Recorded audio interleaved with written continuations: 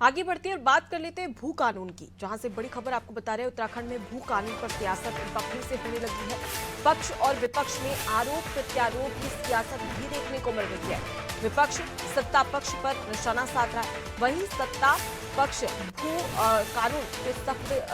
करने का तर्क दे रही है। तो आपको बता दें कि लगातार अब भू कानून पर जिस प्रकार से लड़ाइयां देखने को मिल रही थी, प्रदर्शन देखने को मिल रहा था, अब वहीं पर सत्ता पक्ष और विपक्ष में जिस प्रकार से भू कानून को लेकर घोषणा की गई थी, उसी को लेकर अब आरोप प्रत्यारोप का दौर भी शुरू हो चुका है। और यहाँ पर कहीं ना कहीं मूल अवधारणा के साथ में खिलवाड़ करने का आरोप भी लगाया जा रहा है। सोनू हमारे साथ में जुड़े हुए, सीधे उनका रुख कर लेते हैं। सोनू, हाल ही में मुख्यमंत्री पुष्कर सिंह धामी के द्वारा भू कानून लागू किया गया था, और कहीं ना कहीं अब यहाँ पर किस प्रकार से सियासत देखने को मिल रही है, विपक्ष किस प्रकार से सत्ता पक्ष पर निशाना साधता हुआ नजर आ रहा है। देखिए, इस मामले पर अब उत्तराखंड में सियासत शुरू हो गई है और सियासत तेज होती हुई नजर आ रही है। जो विपक्ष के नेता हैं वो सत्ता पक्ष की लगातार घेराबंदी कर रहे हैं, कई तरह के सवाल खड़े कर रहे हैं, कई सरकार की और खास तौर पर सत्ता पक्ष की मंशा पर प्रश्न चिन्ह लगा रहे हैं। जबकि सरकार के साथ साथ बीजेपी के जो तमाम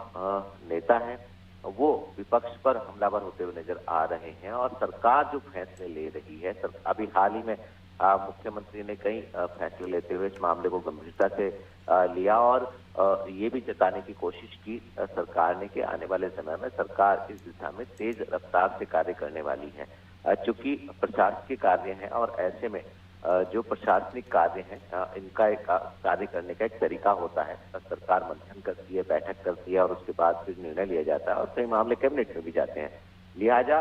विपक्ष का ये तर्क है कि जो पहले भू कानून में संशोधन किए गए थे जब उत्तराखंड में कांग्रेस की सरकार हुआ करती थी उस वक्त, और उसके बाद फिर उत्तराखंड में जब बीजेपी की सरकार बनी तो तब उसमें जो संशोधन किए गए थे उस संशोधन को वापस लिया जाए और जो छूट, अब जिस छूट पर अब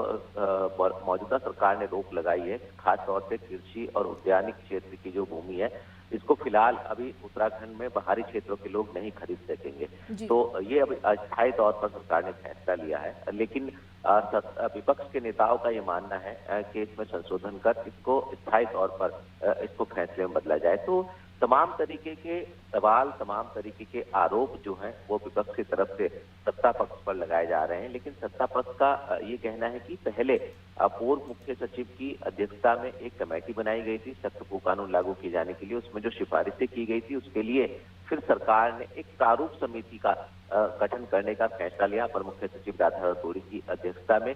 कई अधिकारियों को इसमें शामिल किया गया है और अब चूंकि प्रारूप समिति अपना कार्य कर रही है, तब तक के लिए जो जिलाधिकारियों को अधिकार दिए गए थे कि जो भी बाहरी क्षेत्रों के लोग उत्तराखंड में कृषि या उद्यान से संबंधित भूमि जो खरीदना चाहते हैं उनको जिलाधिकारी अनुमति देंगे, लेकिन अब उस अधिकार को भी सरकार ने समाप्त कर दिया है और अब शासन से अनुमति लेनी होगी। इसके साथ साथ आपको याद होगा नुकमा के कुछ समय पहले ही मुख्यमंत्री ने मई माह में ये फैसला लिया था कि जो बाहरी क्षेत्रों के उत्तराखंड में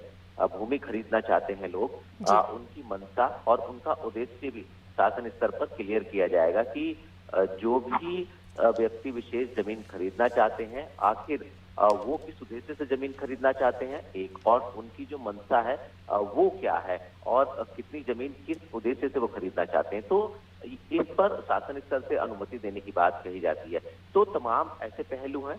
जिन पर अब सियासत होने लगी है। सत्ता पक्ष ईमानदारी से अपना कार्य कर रही है, सत्ता पक्ष के नेताओं का ये कहना है और इसके वो तर्क प्रस्तुत कर रहे हैं कि वे एक बाद एक सरकार ने फैसला लिया, जबकि विपक्ष इस पर सवाल खड़े कर रहा है। अब देखना होगा कि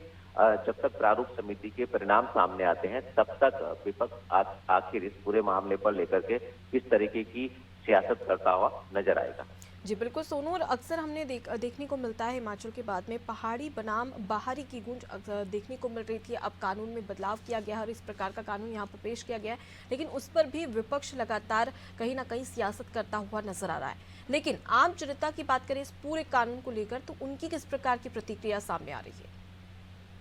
देखिए, जो राज्य गठन हुआ था